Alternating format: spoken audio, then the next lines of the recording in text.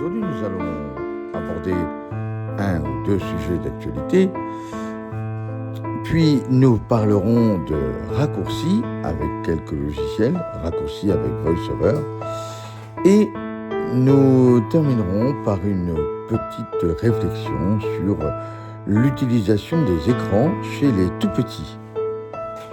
Pourquoi cela doit nous interpeller tous et pourquoi surtout, en tant que parents ou en tant qu'adultes, nous devons être attentifs à l'utilisation de ces portables auprès de nos jeunes enfants en bas âge ou même en préadolescence.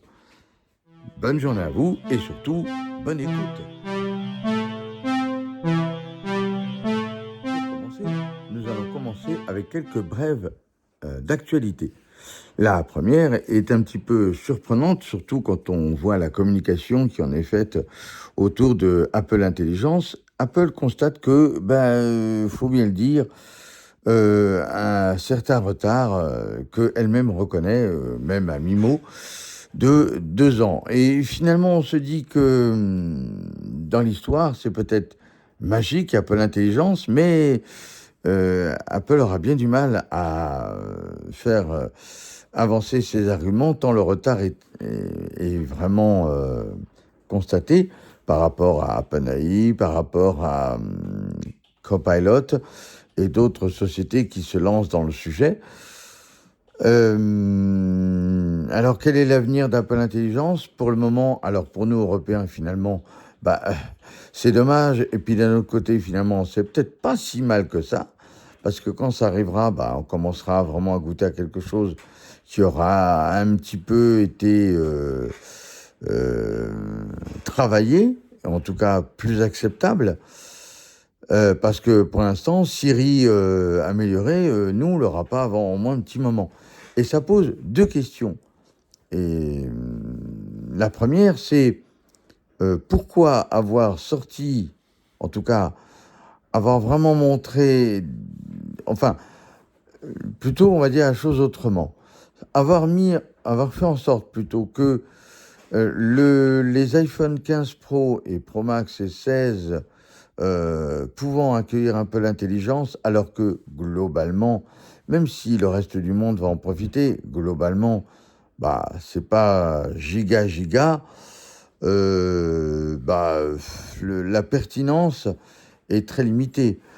Alors la seule chose qu'on peut se dire, et alors attention, c'est inquiétant parce que pour la prochaine itération du téléphone, lorsque vraiment Apple Intelligence va arriver, est-ce que les 15 Pro vont toujours avoir le droit à la mouture, ou est-ce qu'en fait c'est juste un avant-goût et qu'en fait quand l'iPhone 17 va arriver, les 15 Pro vont devoir quitter le navire, et ça à mon avis c'est quelque chose qui est à craindre, et c'est peut-être pas une si bonne nouvelle pour l'État. Ça permet simplement à chaque personne qui ont un 15 Pro de se dire allez, je peux attendre un petit peu puisque de toute façon c'est pas là.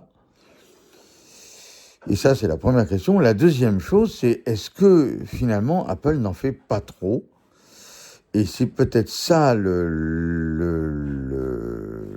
hic, c'est que quand on va s'apercevoir, si toutefois Apple Intelligence arrivait en Europe l'année prochaine, on va voir si vraiment c'est pas un pétard mouillé, quoi. Et ça sera ou quelque chose où on se dira waouh, c'est sympa, ou bof, et puis ça fera effet pchit.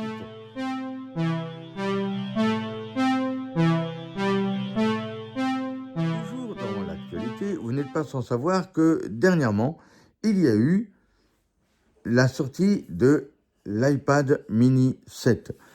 Alors, cet iPad est toujours petit, en tout cas plus petit que les iPad Air par exemple. Il a à peu près la même taille, si ce n'est pas la même taille que l'iPad mini 6, mais c'est tout. Le reste, tout a un peu changé. Tout est taillé pour Apple Intelligence surtout. On a le doublement de la mémoire interne, les 8 gigaoctets de RAM pour la mémoire et tout le bazar. La la quantité minimum de stockage, où on peut stocker nos données, tout ça, passe de 64 à 128, ce qui est déjà une bonne nouvelle. Et puis surtout, il y a le Wi-Fi 6E qui est mis dedans, pas du Wi-Fi 7, alors que faut se rappeler que l'iPhone 16 est Wi-Fi 7, bridé d'ailleurs, mais ça c'est une autre histoire. Et puis, nous avons surtout la compatibilité avec les derniers Pencil Pro, et nous avons une amélioration globalement des performances, même s'il reste un peu en dessous d'un iPhone 15 Pro. Et cela, c'est dû au fait que il y a 5 heures au lieu de 6. En fait, Apple se sert des puces qui n'auraient pas été complètement finalisées. Alors, plutôt que de les mettre au rebut, il les réutilise dans l'iPad mini 7. Alors, est-ce un bon achat? Si on n'a jamais eu d'iPad mini 7, d'iPad mini tout court, oui, c'est un bon achat. Si on a eu un iPad mini 6, comme c'est le cas de moi et mon épouse, ça peut être intéressant, mais bon, tant qu'il marche, c'est peut-être pas vraiment le meilleur truc à faire, en tout cas pas maintenant. Peut-être ça se discutera, peut-être si dans un an, peut-être que ça peut se poser de changer l'iPad comme ça. Mais voilà, si vous avez un iPad 6, c'est peut-être pas forcément le moment. Un iPad mini 6, pardon. C'est peut-être pas tout à fait le moment, sauf si vous êtes intéressé et si vous êtes hors de l'Union européenne, ce qui me paraît peu probable en l'état. Mais sait-on jamais, vous voulez tester Apple Intelligence, si toutefois ça donne vraiment les promesses qu'Apple nous vend. Allez, à bientôt pour d'autres actualités.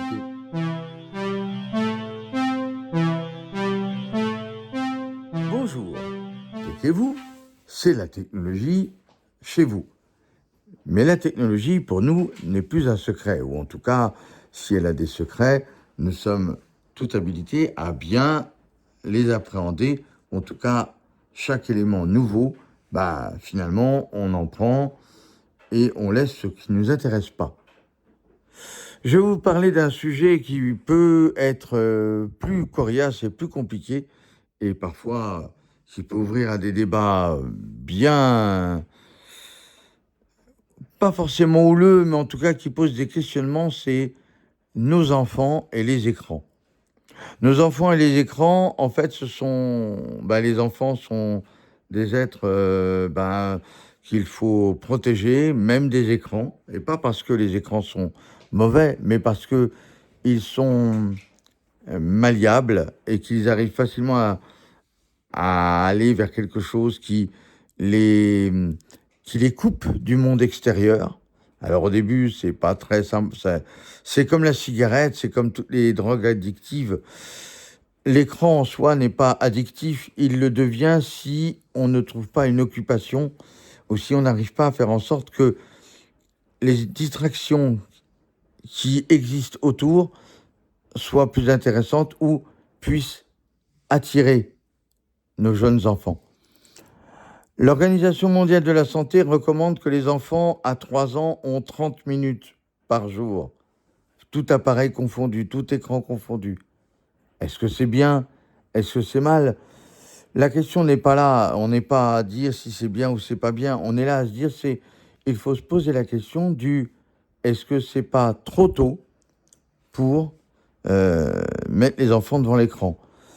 C'est un enjeu de santé, il faut bien le mettre en place, l'avoir en tête. Mais c'est un enjeu de santé aussi qui nous fait réfléchir aussi à nous dans l'utilisation que l'on fait de ces appareils. Interdire à un enfant qui ne doit pas avoir l'écran, c'est une chose, mais si l'enfant voit qu'on a un écran, il va être aussi sollicité. Il va dire pourquoi moi je n'ai pas le droit? Donc c'est aussi à nous de réfléchir à la manière d'utiliser ces écrans. Cela pose des questions en tant qu'adulte, mais parce que les écrans, c'est comme tout. Pour certains, on arrive à s'en tirer, pour d'autres, beaucoup moins. Et il est temps de se poser la question du comment faire en sorte de vivre avec nos écrans sans que nos écrans nous prennent notre vie. Bonne journée à tous.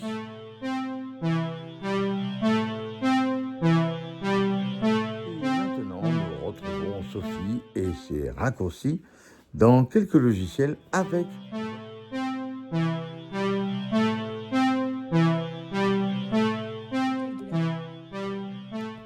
retour rapide, lire, avance rapide. Ok. Bonjour à toutes et à tous et bienvenue chez Tech et vous. Aujourd'hui, suite à l'épisode de la semaine dernière, je vais vous présenter quelques raccourcis avec VoiceOver qui peuvent nous être bien utiles avec le MacBook. Pour commencer, on va parler de quelques commandes de base avec VoiceOver. Il est important, lorsqu'on a un MacBook entre les mains et que certaines personnes qui l'ont utilisé avant vous n'utilisent pas VoiceOver, de savoir invoquer VoiceOver lorsque vous avez l'ordinateur avec vous, le MacBook avec vous. Donc, pour cela, vous pouvez faire commande F5. Ça active et désactive VoiceOver. Si vous êtes perdu et que vous avez besoin d'aide, vous pouvez appeler l'aide en utilisant le raccourci VoiceOver H. Je rappelle donc que les touches VoiceOver sont les touches Contrôle et Options.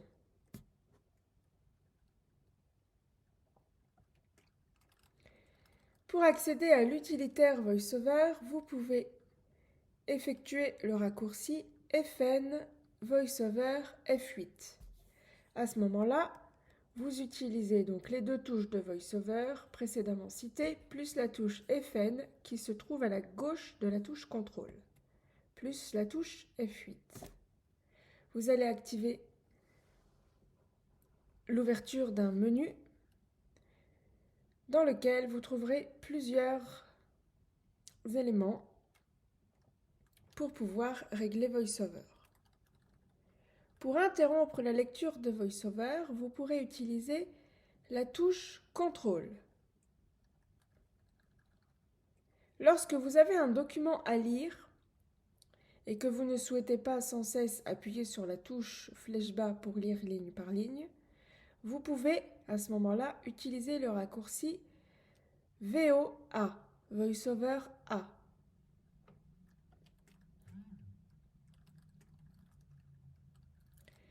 Pour répéter la dernière annonce, si par exemple vous avez mal entendu ou alors que vous ne vous souvenez plus, vous pouvez effectuer le raccourci VOZ. Donc les touches VO, je rappelle, sont les touches CTRL, Option, Z. Pour naviguer entre les applications, vous pouvez utiliser le raccourci Commande Tab ou encore Commande Shift Tab.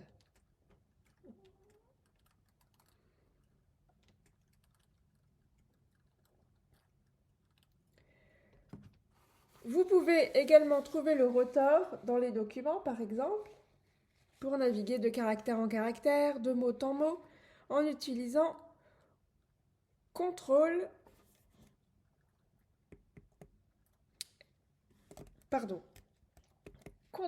Option, Commande, flèche droite. Mot, emplacement des fenêtres, en tête.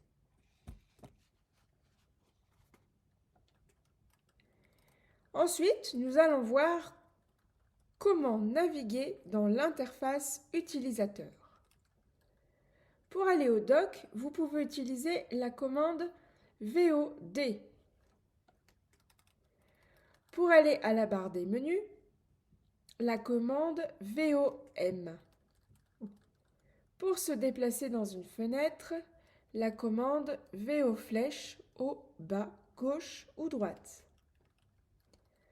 Pour interagir avec un élément, VO Shift flèche bas Et pour arrêter l'interaction, VO Shift flèche haut.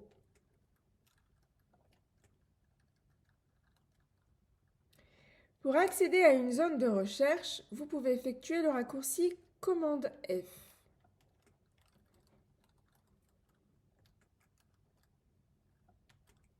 Dans un texte, vous pouvez également utiliser des commandes de navigation.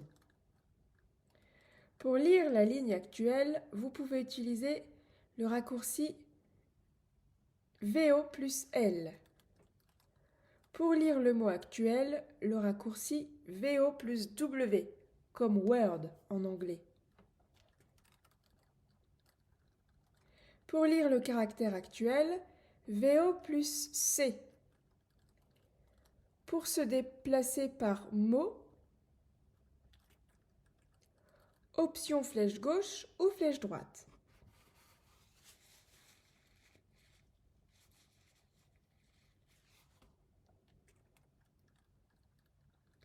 Pour sélectionner du texte, il faut maintenir la touche Shift en utilisant les flèches de direction.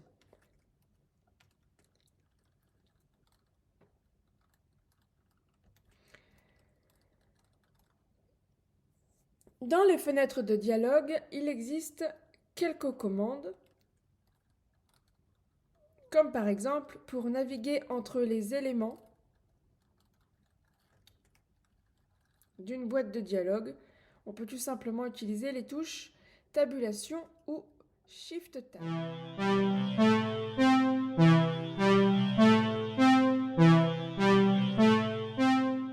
Et voilà, c'est fini pour aujourd'hui.